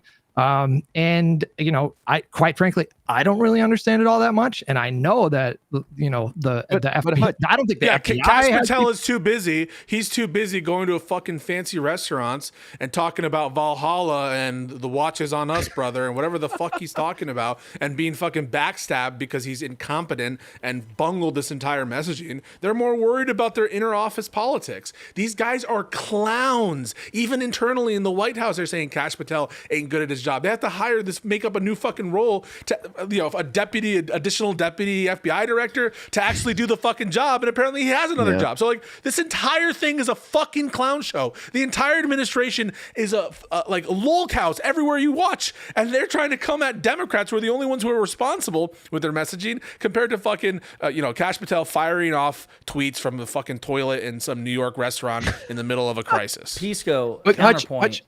The Valhalla I just want to ask reference. I'm sorry, go ahead. Okay, real quick. I want to ask Hutch about this because I think he's the biggest gamer in the group here. He's in those circles to some degree. Not like this. Whoa. Not Not like think this. He's actually I going to know. start playing Okay. Call of Duty, actually. But I mean, Here's is what this we just some gamers and edgelords and memers? Like, or could That's it a be big that? part of it. That's a big. Obviously, that's a big part of it. I mean, the guy was memeing with the fucking bullet casings. You know what I mean? Helldivers 2 reference, like. Yeah. But sorry, this is funny saying if you read this, you are gay. I was gonna make merch that says that. I can't anymore for at least a year or two. But like, it's kind of funny. Like, Probably But off is it limits possible forever, he's to be honest with you. just? Is it possible he's just trolling for his buddies in the Discord, and that's the only reason he did it? That's a part of it. That is. I mean, like we don't That know. would be but I'm so just saying. fucking scary. That scares me more. I mean, I think it's more scary if Wait, it's you think? unconnect- Wait. I'm sorry. You're saying that, I want to make sure I understand correctly. You're worried that he shot Charlie Kirk, like for irony, like to me. Yeah, no, that notion, the notion that it's like a full irony for the lulz, for the bros, that shit is like a damn. fucking horror movie. Like, I'm not saying that that's what happened. I'm not saying that's what happened. Just that if that as described, I'm like, holy shit. I would almost rather it be a super Antifa supercell. yeah, than that it would be like- worse, Pisco. You're right, because you know what there are more of than politically crazy people is people Incels. trying to incels and people trying to one up each other on social media for doing something crazier. And if that becomes a trend, if that's what this was, that is 1,000 times more scary than any Hey, listen, political violence. we'll find out from the charges, and if that's the case, then Hutch can be our diplomat. You can be our ambassador to that group to try to, de-radicalize them. It's like a super black-pilled, super nihilistic kind of way of like living in this world. What was that? They feel like totally isolated. They feel like disempowered. They feel like they're being like everybody else is having a good time in life, and they're like ugly or too awkward or whatever, and they get a sense of belonging with these online communities that they become a part of. And unfortunately, we've seen like a lot of violence from these young men that are like in that world. It is very fucking troubling and scary. And yeah, I can't remember the name of this movie, but there's like this really memorable like late 2000s, 2010s horror movie. I think Liv Tyler was in it, if I remember correctly. The Strangers? That's it. Is that the one at the end where she's like, "Why are you doing this?" And he 'Cause you were says, home. "'Cause you were home." Like that was like I remember just like, oh my God, that was such a game changer horror movie. And to me, like that was the first thing that popped into my head with you guys describing this, that, if it's not here already, we could be getting to a point, 10 years from now, 15 years from now, where we're seeing, high profile assassinations and murders, and that line, will be almost like prescient. Just because. Did you see the guy like live streaming it right after it happened, and it looked like something out of Black Mirror? Like he was like, "Well, I'm here at the Charlie Kirk assassination. I'm walking over to the table." Fucked. This looked like the AI videos scary, they were making bro. of people at like Pompeii. It's like, oh shit, like we're just there Well, now. What the fuck is this is South why- Park? Sorry, go ahead. I was going to say, this is why I think it's such a disservice what Trump is doing in the right to the Kirk family, because I want to see us get to the bottom of this, whatever it was. And they're directing, the investigation in a different direction. And I think that takes away from actually bringing down the violence. And we're it's extra scary, I think, because we have to doubt everything that comes out of this administration. Like they start doing these charges in other cases where they later drop the charges because it's unfounded, or they go into court and they don't have their fucking witnesses or affidavits, or they bomb fucking boats coming into like not even America or some like Second some other, one. whatever. And like we'd have no indication that these people are a proximate threat or are like directly about to get into the mainland United States or are even drug dealers. Like we have no indication of that. So this is like probably the most non-transparent administration that we've had, and just in terms of their constant lying. And you can see the way in which fake transparency can also distort, in that if your only goal is social media clout, which by the way, there's a lawsuit right now against Cash Patel and Bongino, against the FBI, etc., where the allegations are basically these guys don't give a fuck except being on Twitter and being on social media. And you act and you wonder like, well, why are they making so many mistakes? Why does the DHS have to come out and like, release the people they said were Tren de Aragua super fucking gang leaders after they initially charged them and tried to sell this bill of goods? It's because they're fucking shooting from the hip, asking questions later, and all they care about is the social media clout and stuff. And there's no there. It's just a bunch of incompetent bozos. In some ways, it makes it like less scary because they're a bunch of incompetents, but in other ways it makes it more scary. Like these guys are running the fucking country, and It's a we're all chimp in the with a machine fucking gun, plane. Pisco. Yeah, we're all in the plane, and if they fall No, but down, I guess we fall down. That incompetence should give you confidence because they won't pull off their worst ideas. That's how I see Let's it. hope, That's let's what hope. gives me hope. When he got up there and said, "This is what happens when you let good cops be cops." Oh my, he has no Bro. self-awareness. Bro. No self-awareness whatsoever. This is what happens. Yeah, they turn themselves in. Yeah, mean, exactly.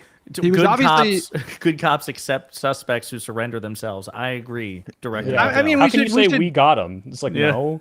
I mean, You didn't. Oh my god. I mean, we should credit law enforcement or whatever for doing their jobs, but like, it was obvious when he said that he was trying to flip the script because he had a lot of MAGA. It wasn't just left wingers. A lot of MAGA people were like, "What the fuck?" When he put out when he put out that initial statement that we have a subject in custody, thank God, blah blah blah, and then fucking 2 hours later, we released him. we let him go. I'm like, what? Yeah, Fox had a pretty bombshell report earlier today that things are not looking good for Cash Patel behind the scenes. And I will say, Soy Pill, you're misquoting Patel. The correct line is, "He let us get him." That's the correct. Oh. That's the quote. No, I'm fucking with you. That's not. That's No? what. No, I'm Okay, fucking wow. with you. But that's what he should have I was said. like, well, that actually Yeah. showed a level of self-awareness that Yeah. a podcaster Oh, as a head of an agency dude. I wouldn't expect. But Yeah. I'm sorry. I'm usually the one to call out people who are like so focused on the double standard talks, double standard. Cash Patel having a fucking public feud with a Democratic senator on Twitter and having a fucking Twitter spat for an entire movement that was like politicization of DOJ. Wait, who was that? politicization. Who are you talking Cash Patel is like talking shit to Adam Schiff. The director of the FBI is having like public debates with U.S. Democratic senators and involving itself in the public discourse on politics. This is insane. You want to talk about the literal politicization of the DOJ? They went so crazy when Lisa Page and Peter Strzok were like sending love texts to each other and like voicing private support for Hillary Clinton. But when Cash Patel on his public Twitter is like just talking shit of random, they don't give a fuck about politicization. It is an absolute clown show we're living in. And like, it's not even that by itself is like, everyone should be fired for that act by itself. Pisco, you just happen. contrasted that so well for me. Like, I totally forgot. They were mad that Democratic under the like covers were saying, I like Hillary Clinton more. And now we have the open, like, Trump sycophant FBI director being like, I am the most partisan hack of all time. They don't give a fuck. Holy It's shit. open. How alarming is it that we have members of the ATF that are leaking stuff to Steven Crowder? Like, what the fuck is that It's about? insane. What is that Yeah, about? but they screwed him, didn't they? They leaked the TRN, and there was trans stuff on there, and it ended up being totally. Now Steven stupid Crowder and will wrong. have to apologize for Wasn't it? lying. And his entire reputation is ruined. Oh no! Now everyone will know they can't trust Steven Crowder. What are we gonna do? His wife fell will leave off. him again. It's not good. It's Hey, pretty well- bad. I mean, like it would be bad if they were so incompetent that they, misconstrued the TRN to be something it was not. But the other possibility is like probably even more scary, which is that, they maliciously leaked that info to give right wingers an opportunity to, establish a narrative that would be difficult to disentangle, to take back. That is like such a possibility that they're in tune with the like propaganda possibilities of something like that, and that they push something that they knew was false just so they could, justify targeting trans people in this country who are like literally the most vulnerable population. It's fucking insane. That's the other thing too, is Donald Trump is retweeting people. He retweeted something from Matt Walsh talking about transgenderism. Elon being, Musk. like, demonic. Elon Musk said He said that, transgender is a death cult. and Elon then Musk Nancy retweeted May- a death and cult. Nancy May said transgenderism is terrorism. Like what? Like just we are living in such absurd times right now, and it would be funny if it wasn't so dangerous for fucking trans people that are like it absolutely puts them at risk. And this is a population that experiences violence disproportionately so much more than conservative news pundits. You know what I mean? Hutch, you were gonna ask what South Park is gonna do. It reminds me of when South Fuck, Park they're did gonna have that. to kill Like, Cartman. no, please don't. When they did the South Park safe spaces, remember when there was like in my safe space, like they did the whole safe space song's a thing. banger. Like this is what they want. They want their own little safe spaces where no one calls us fascists and no one says that we're bad people, but we get to call you death cult, transgender, and like it is the most soy, the most cringe, the most beta fucking cuck shit I've ever seen, and it's the most blatant fucking hypocrisy. Okay, I just saw this clip. I have no idea what's in it, but I saw who posted it and I saw who's in it. And so here's what I'm going to do. I'm going to share this, but this is really, really important. I need Hutch to close his eyes and wait for me to open them because it's going to be a surprise, okay? Okay. You keep your eyes closed. Don't you fucking peek Okay. at all. Oh no. Okay, you may open your eyes now. Okay, are you all ready? My goodness. Okay, here we go. It can't be if you're playing the blame. Wait, did you all hear that shit? Yeah. Wait It a minute. can't be. Yeah. No, wait a minute, because now I'm hearing it through my speakers. Let me switch this. Just hold We on. heard it. Okay, we're gonna try again. It can't be if you're playing the blame game. And I'm asking the Democratic Party, you better start looking at how you lost people like me. I've been a Democrat all my life. I'm fiscally responsible and socially compassionate, Brett, and I come from West Virginia. And now I can't even identify with the far left ideology. So it can't be if Thanks, dude. You don't have to actually. You can just not identify with the far left if you don't want to do that. I'd love for him to define what is this far left ideology you don't identify with, because is it a couple of free buses in New York City and like 5 public-private partnerships for grocery stores? Because that doesn't sound like the end of the world to me. I mean, Oh, not for oh, Hochul. Hochul bent the knee. Yeah, She there didn't you go. need a communism in America. So I mean, that was great. Dude, did you see Van Hollen versus Jeffries? No. Oh yeah, Jeffrey's got to go, man. He's Wow. not going to fire Take this it guy. back. I mean, Jeffries is going to be starting fights with Van Hollen, who's one of like the most based senators in this new Trump era, going Wait, over to. what happened? So, Is this about the endorsement? Put it up. I'll grab it for you guys. But this is so basically here it is. A spokesperson for House Minority Leader Hakeem Jeffries. Well, wait, you got to give said the give the Van Hollen thing because Hutch may not No, know. no, about I it. Okay, think I I'm- think I you know. didn't Is he I'm the putting it in the private comptroller? chat. I'm putting it in the private chat. Is he the comptroller? That guy? No, I don't know if he's a spokesperson for Hakeem Jeffries. I just put it in the private chat in the You're the thinking of restream Brad there, Lander, I Josiah. think, who was comptroller. Oh, maybe. Lander, who I think is going to be challenging Dan Goldman. Wow, yeah. So this is read it for me, Josiah. Oh, hell no. All right, a Spox for House Minority Leader Hakeem Jeffries, one of those New York members of Congress, responds, quote, confused New Yorkers are asking themselves the question, Chris Van who? This is a response to Van Hollen saying it's spineless of New York Democrats to not endorse Mamdani at this point. So the full statement, his leader, Hakeem Jeffries, will have more to say about the general election well in advance of November 4th. A spokesperson for Jeffries, quote, meanwhile, confused New Yorkers are asking themselves the question, Chris Van Who? What the fuck is wrong with you? They're So you're gonna sassing try to each other. pick a fight with Chris Van Hollen, you worthless sack of shit. After everything that Van Hollen has done in terms of optics and just in terms of like how little you've done to coalesce the base in terms of making the Democrats proud to be Democrats in the time in which we have the least approval internally of a Democratic Party, you're going to start picking fights with actual popular senators among your base. Go fuck yourself, resign yesterday, or fire this spokesperson. But I have to imagine that you approve this statement, you loser. I just think it's important with Joe Manchin coming out right now. I think right now is the time where Joe Biden can pressure Joe Manchin. Look at you. I don't know. Can't even I just get no. Joe I Manchin's so irrelevant. It's no. not I even know. I'm. funny. I just saw that. I saw that clip and I thought we could end on like a moment of levity there. Yeah, it's crazy because I forgot he became an independent. I heard. Oh, Kristen Sinema. I hear Kristen Sinema's making the rounds. Do you guys hear that? Like she's appearing on like CNN and Fox News and like other places as well. No, it was Newsmax. I think it might have been. Like she's just all over the place. So I don't know, fellas. I'm definitely black-pilled, but of course I am the most cynical person in this entire thing. I mean, I think about it like tomorrow we're supposed to be doing the FAFO 50 thing, which was supposed to be Wednesday. Then you know Kirk was assassinated, so Governor Newsom called it off. It's rescheduled for tomorrow, and you know it's easy to forget. Like on top of all this stuff, you've got the gerrymandering wars going on. Hutch, you still confident that thing's going to pass? IRI? Oh yeah, definitely. The latest so? polling Yeah. I've seen was like it was up like 21 points. Yeah. But if that- we do canvas IRL, I have hats for all of you. Yeah, let's go. Let's Do you have fucking do it. Kevlar? that- Do you have I Kevlar? was- Because I feel like we're going to need that too. I have Kevlar for me. I don't have Jesus. four. I was actually going to get a chance to debate Charlie Kirk. Their Jubilee was bringing him back for a 1v20 round 2. Were you going to be there too, Soyfield? I was in talks for that. There was the UFA tour, which the whole thing is to Oh. counter Charlie Kirk. We're still going to But- Colorado, by the way, to I guess talk to Turning Points. I'm just gonna stand not close to Destiny.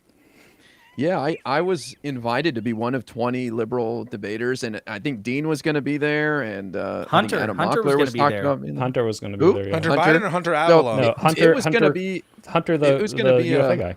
Oh, it was going to be a neither. who's who of TikTok debaters. So it was going to be a big moment for me, and I got invited by the production, so I knew I'd get some time with him.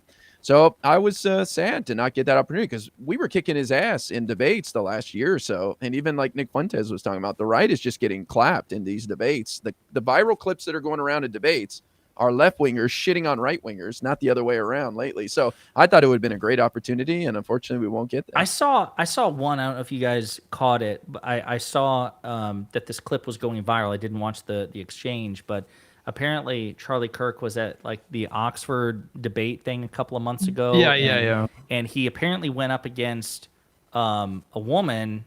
Oh, she like, smoked him. And like that's what I heard. Like I've not seen the clip there, but like It's references. She wasn't to it just are right. everywhere. She was British sounding and right, which is like double bro, makes you look stupid. fuck. Yeah, There was a- you could be there was British a- sounding and wrong and still win the debate against. That's the why American who's Sargon right. Avocado Yeah. has followers. It's because Yeah. of the accent, not because of his ideas. Or They- what's that psycho who works for Trump? The one who. Oh, Sebastian Gorka. Sebastian Gorka. He always says it's risible. You're so risible. What a risible idea.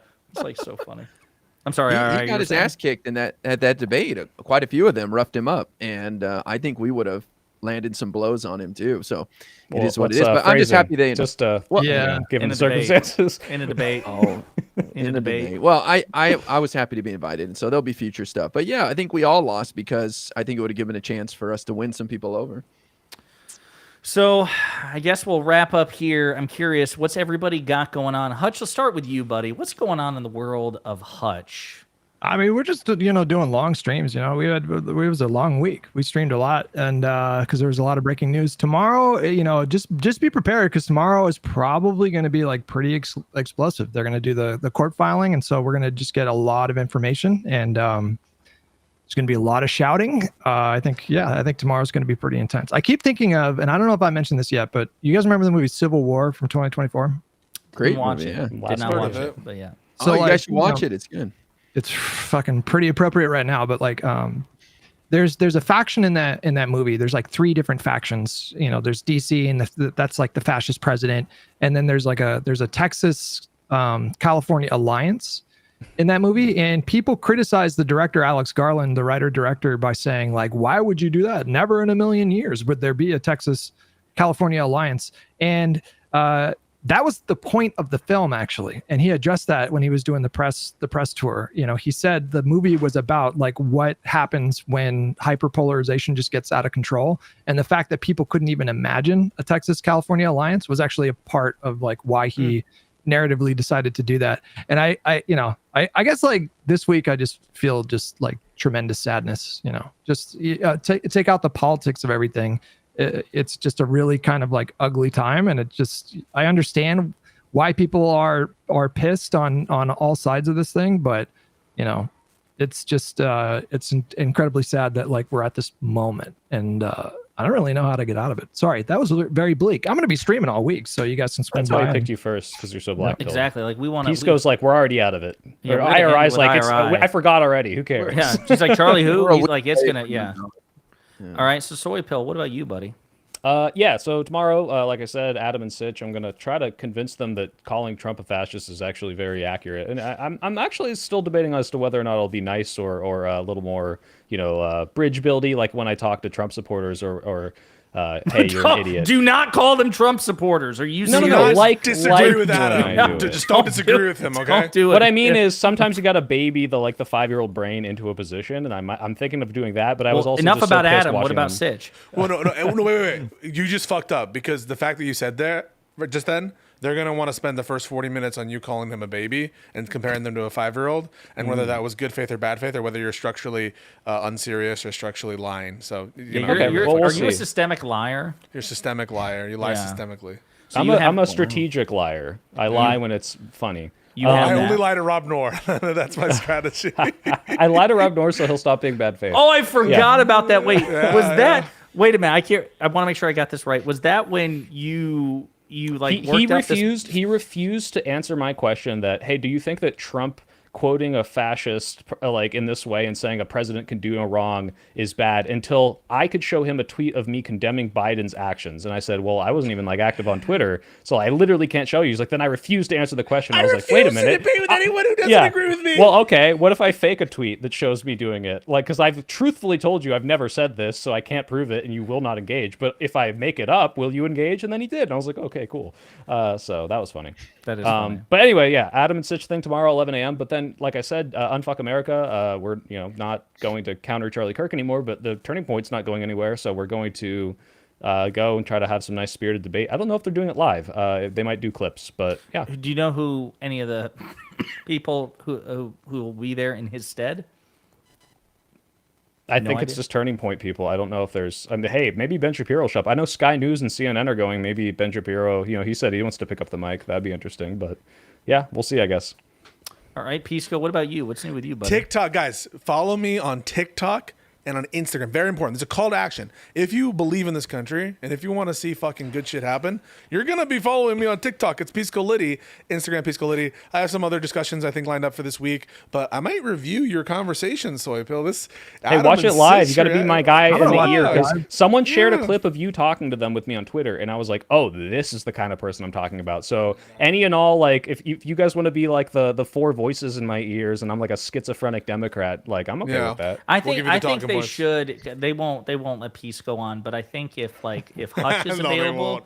if Hutch or IRI are available, and they may want to make it a 2v2, you should draft one of them and definitely have that. That'd be awesome. I've only ever seen them do 2v1s. Well, actually, no, that's not true, because Hutch and I think, were on a 2v2 once with them about Biden and Yeah, we did. Kamala. Yeah. Hit me up. I'll be live.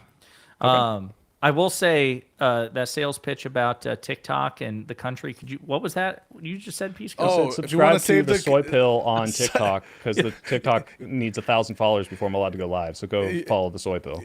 That's what You he ever said. hear "Save the cheerleader, save the world"? How about Heroes. Yeah. Yeah. So follow Pisco, save the country on TikTok. Pisco. I want to know in an hour because I feel like you've just lost subscribers as it goes that call to action. Your count's gonna go down because of that. All right, what's up with you, buddy? What's going on?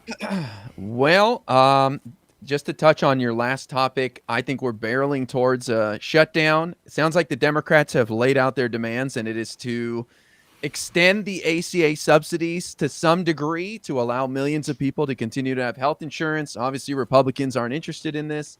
If you guys recall, part of the Inflation Reduction Act was a 3-year extension of the ACA subsidies, which like allowed us to double the number of people in the ACA.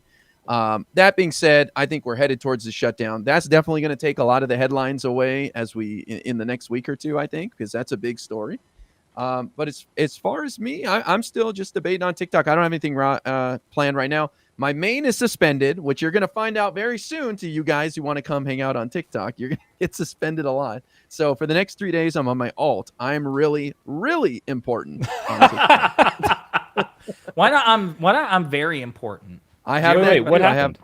have Oh my another gosh. one. You need multiple. Like Dean and Parker and the big boys have like 5 or 6 accounts. God damn. I was talking to this woman named Pam. She was an older woman, and she was screaming about trans people. And I was like, "How does it affect your life in any way at all?" She didn't say anything too crazy, but I got my guest ability revoked for 3 days. It is. Yeah, what it is. that's always the concern, right? Is like you have these strangers on, and the reason I don't do this is like I don't know what the hell they're gonna say. Like they could get my entire life demonetized. Like it's kind of They're not. I mean, TikTok is pretty. I mean, this is how it was 2 years ago. They're pretty quick to like end the stream and revoke your guest privileges, but not like permaban. Like I used to have like vicious debates all the time on TikTok before I migrated to YouTube, and it was a thing where the stream you could have like 2,000, 3,000, however many concurrents, and the stream will get kicked off because like somebody like had a dangling preposition or whatever, like and then you're back in like 24 hours. So well, nothing will beat Laura Loomer destroying the Tim Pool podcast, talking about the death penalty on live. That was maybe the best one that will ever get anything shut down. Oh my god, yeah. And then he was pissed. Pissed. Wow. He went ape shit. For me, the FAFO 50 thing, that live stream event that Governor Newsom is hosting, Brian Tyler Cohen, David Packman, the cast from The West Wing, Luke Beasley, Adam Mockler. What a gig, by the way. Congrats. That's man. sick. Appreciate that, man. Appreciate that. So we're having that tomorrow. The whole thing is basically to fundraise and sales pitch the idea of passing Proposition 50 in California, which of course we stand by 100%. I can't remember who it is. I want to say it's Representative Pete Aguilar, and maybe there's another congressperson whose name escapes me at the moment because it was just added to an email.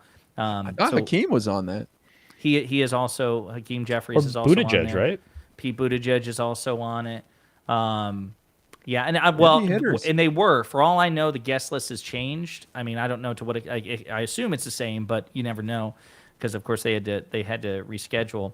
So that starts, I believe, tomorrow at 7 p.m. I will probably be live streaming the full thing, and I may go live a little early because, like, my channel does really well with views, but not live views. I don't like it's totally mismatched, so I might go live a bit early to try to rack up the views, and then my specific segment with Luke comes on at 8:50 Eastern time. It starts at 7, and then at 8:50, Luke and I have a shared segment that goes on. I don't know what the other order is between now and then. I think Brian's basically the master of ceremonies. So definitely check that out because we need to get this thing passed because with all the other shit going on, again, the assassination we all condemn. We condemn political violence, but there's like this broader gerrymandering conflict that's going to absolutely have a material impact on the upcoming election, and Democrats need to bare their teeth politically and push back politically, and so we gotta raise the hype and get this done. So we got this. That's the new in Minecraft. You got to say politically after everything. We've got victory in our bullseye politically. Oh my We're gonna God. kill it in the midterms politically. Shit, I know, like, bro, like, I always think to myself, like, how could I phrase a thing how can you, like, bad faith proof a state, and then obviously it's just impossible. Like it's impossible. But yeah, well, fellas, this was fun, and everybody like and subscribe to everybody's shit, especially Pisco's TikTok, because he's obviously trying to get to 1,000 so he can do TikTok debates and scream at people. So, By the way, you guys don't have to get up to 1,000. There's a way to show TikTok that you have another following on another platform, and you can get access granted. Yeah. How do you do it? I don't know if it's within the TikTok Studio app or just Google. How do I get live access if I have a following? You should be able to see it. Say less, bro. Say less. Thank you so much for that tip. Hot tip. all right, fellas, appreciate it. That ends. I don't know if Soy Pill had an outro when he was doing much better as the host. Of the Oh, we last all have to couple of say, times. and we've been live and learn at the same time. And We should we've have like a been jingle. living- We should have like a No, like we a should theme not song have a or something. jingle. You know, a jingle at the very end, like an outro. You know, like they do at the end of Saturday Night Live or whatever. The camera zooms back. Yeah, that's copyrighted. Or Hey. the Jeeves thing where we all talk, but the mics are muted, so it looks No, like we're yeah, it's like- that was a good segment. Oh, no. Right, yeah, yeah. All right. Stay I'm done. cool. Bye, everybody. Good shit.